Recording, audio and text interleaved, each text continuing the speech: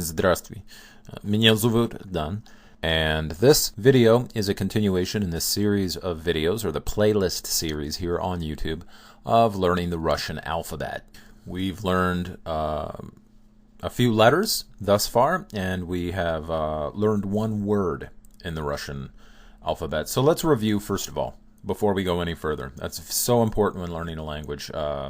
Excellent comment was left on the last video about practice, and it's definitely true. So let's do that. Let's review what we've learned thus far.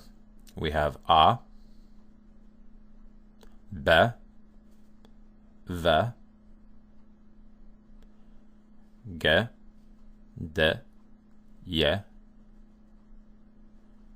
Yo, J, Z. Okay? A, B, V, G, D, Y, Yo, J, and Z. Z. Excuse me.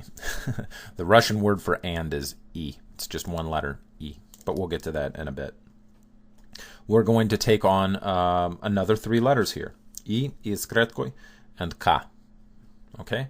So we're going to begin with a letter no doubt you have seen in the Russian alphabet, and many comments are made about it looking like a backwards N, but it is actually a vowel. This is a vowel, and it is simply the E sound. Like in English, a very long E. So like E in machine, you know, the I in machine, E, that long E sound in the English language.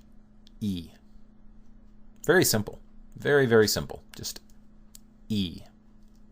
Incidentally, about this letter, that is also the Russian word for and, as we just were saying just a few moments ago. The word, or the letter E is the Russian word. It's what they use. It's the letter that they use for translating into English. That would be and, you know. Dan and Ivan are going to go to the store. E. E. Okay.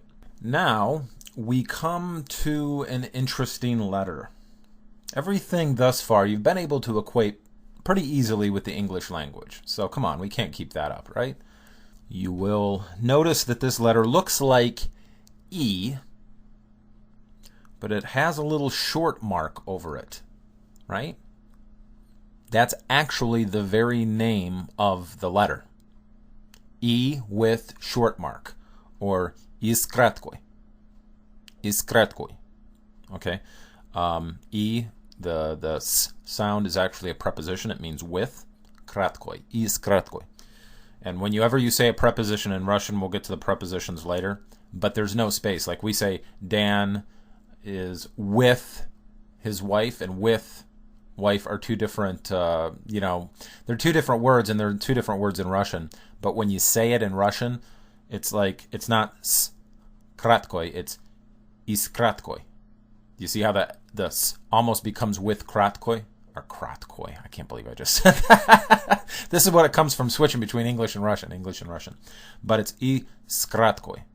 It's just said, the with short sign is just sort of said as one word. So, what exactly is this letter? What is iskretkoi? It's like E, but it's not. This is actually a letter that's used to form a diphthong. So what is a diphthong? That is when you have two vowels together that sort of make an interesting new sound in and of itself. And we have those in English, right? I guess if you look at iskretkoi and you want to equate it to a letter, or the function of one of our letters in English, the closest would probably be our Y. Because we can use our Y to, unlike Russian, Y has its own sound, right? But with iskretkoi, Y in English can be used to form different sounds, right? So like T-O-Y, a toy. Toy. You don't say toy, it's just those two, the O and the Y, become their own sound. That's a diphthong. So that's really what iskretkoi is used for. So you'll see it in a number, and even that phrase, right? Even the name of the letter is kratkui. It's not. You can only form that sound with the diphthong of is kratkui. There's a Russian word that you'll learn early on, moi. It's not moi. It's not moi. It's moi. Moi brat, right? My. Moi is my. And there's this little tiny thing that's done with the vowels. If you listen real closely and mimic, it's difficult to explain the exact.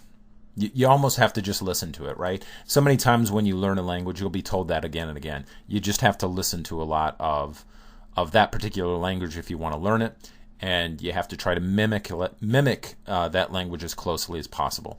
Iskratkoy is one of those letters, and one of the nuances that you'll have to learn. A very, very common word in Russian is the word for my. It's a pronoun, and it's pronounced, you wouldn't say M-O-Y like moi. It's moi, moi. Okay? So that's enough for now of iskratkoy. That should give you enough of an idea of the concept. And as you progress in Russian, you'll just see it more and more. It's quite a common letter, and you'll come to learn how to use it with use. So now we move on to the next letter, and this one's going to be a lot easier than that. We'll jump back to something that you may be very, very familiar with in English, which is the K sound, like K and kick. That horse kicked at the fence. K. It's the K sound. It's their K sound, or ka. All right, so there's our next three letters. By the way, we're zooming right through the Russian alphabet here. You have another three letters: I, iskratkoy, and ka. And of course, we have our word. Let's bring our word back. What's the one word that we've learned? Voda. Voda. The Russian word for water. Хорошо? Так. So that will conclude this video for learning another three letters. That's the way I like to sort of go through the Russian alphabet, is just 3 letters at a time. You do 3 letters at a time, it becomes very simple. And again, we have, as way of review before we end, A, B, V, G, D, Y, Yo, J, Z, I, iskratkoy, and Ka. And voda. Voda. Okay, so that will conclude this particular video of learning the Russian alphabet.